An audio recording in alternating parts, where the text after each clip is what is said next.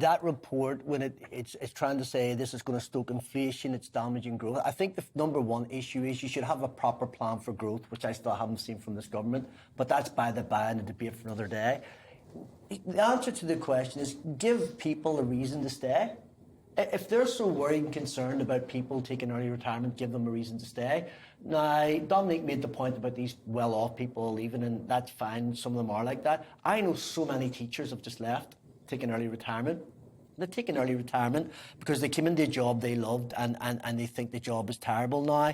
The morale is very low. They're really worried about their paying conditions and so on and so forth. And the stress of the job. And so my point is, if you create the conditions for people to enjoy their employment, then you more or less solve the problem. And the big $6 million question in Britain is, I see it all the time, a lot of people are very happy in their place of work, but there are millions of people who are not. So address that issue and you solve the problem.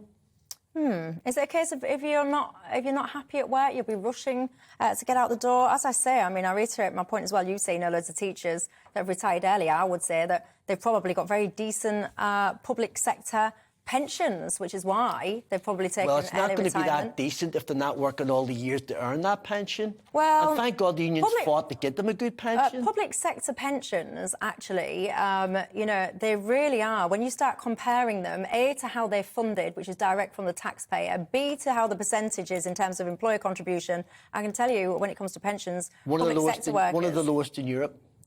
Well, there you go. You tell me, who do you agree with? I'm going to have some of your thoughts here. Richard says, Michelle, I think 65 is the correct age to call it a day.